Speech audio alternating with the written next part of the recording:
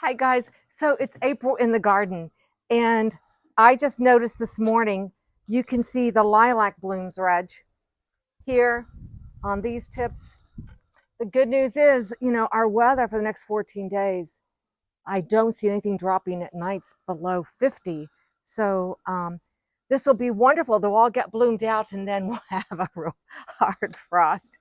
Maybe it won't happen this year. Maybe we'll get to see these We've lilacs covered bloom this tree several so many times. times. Yeah. But everything's budding out. The blueberries budding out. It is April. I just wanted to show everyone this little garden here because I have purposely planted it to be so colorful with these beautiful primrose and my hellebores.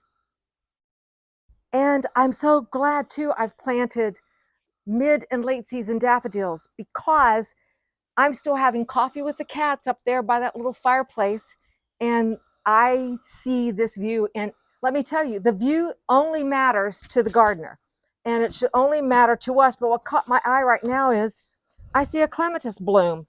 Shoot, look at this. I see it. Carnaby, lovely. This has all happened in a day, and it's exciting. I've opened up the larkspur today too because it's an 80-some degree day. And I want these plants to not cook in that heat. So they're looking like I could probably get those in the garden soon. And Liatris still have a ways to go. We've got 4 in here, but only their first leaves, not a second true leaf. So this is April so far in this upper garden. And April is a time when Reg and I, not only am I working in the garden, but we're working on the structures. And you've already seen the video on getting the rain barrel out here, which we need because of the heat that we're having. And, the clematis need the rain. All of these, I just love these little spots of color. And if you have springs like we do in Zone 6, the mid to late seasons are giving me such joy. And I never had a lot of those in my garden up until the last 5 years. Pachysandra is blooming. You can see, the other thing that's popped out, you're starting to see the ground cover of the creeping phlox. It's going to get this beautiful deep purple. Remember when the Harris girls used to hire Neil to cut all the blooms off of their Pachysandra? And it was on the Ajuga blooms. The Ajuga, that's right. They paid him $0.25. Yeah. Yeah. You have some tulips over here too, Reg. I'm going to cross in front of you because not only are the yellow tulips in bloom, but you can see some of the purples coming up. And I've been keeping these, sprayed with the liquid fence. The deer, they like them. Oh, everyone's garden probably is looking the same. You can see life happening. A clematis back here, and I don't remember the name, but I see green on it. Beautiful. But we're going to be, Reggie has fixed the chandelier. There's just wonderful things to see when it's this time of year. The hostas have doubled in size. We have a groundhog now. Big groundhog. Big groundhog. That thing's not small at all. Yeah.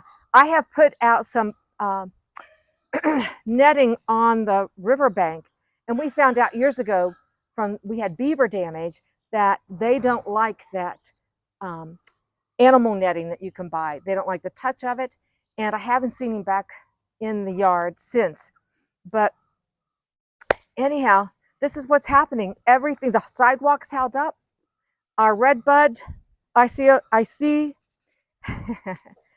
right here. Get a close-up of the bud of this tiny little tree. Oh, Barbara will like that. Red bud, right here.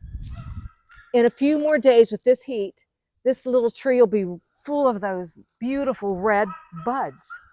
It's probably the name. But this is our garden. Everything is popping up. You can see the hostas. I can't imagine what it's going to look like in a week. Early spring. I can't wait till the ferns come up. That was always one of my favorite parts. This whole garden right here had tons of ferns. And it just softens all the edge. Yeah. That's what I like too. How it softens the edge. We haven't done any mulching yet in those beds. That's yet to come. Rose looks good. I'm trying to think anything else that's, oh, look at this. I hadn't seen this daffodil. Is that like a double bloom? It's a double bloom. Isn't this nice? Uh-huh. That is lovely. That is a mid to late season. That makes me happy. And just by chance, that heuchera, I think it looks really pretty with that. Mm-hmm. And I tell you, heucheras add so much color.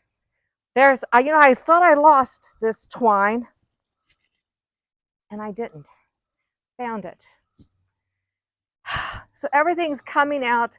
You know what I've decided to do this year in this bed? It's going to, instead of a cut flower garden, and I just thought of this the other night, it's going to be my vegetables. I need to get out here, get some Swiss chard in here, get a couple pepper plants.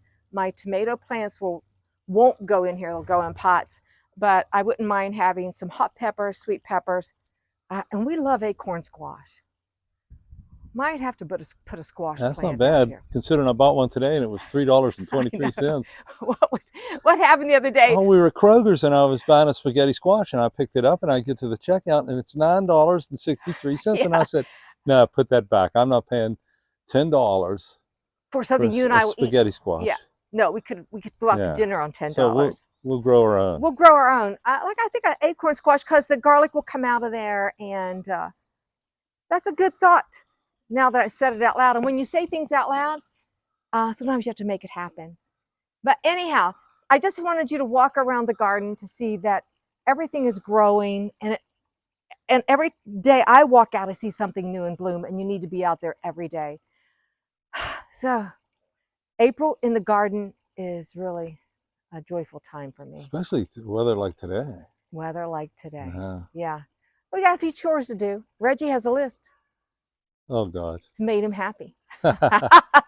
Thanks for watching Gardening on the West Fork. We'll see you in the next video. Bye.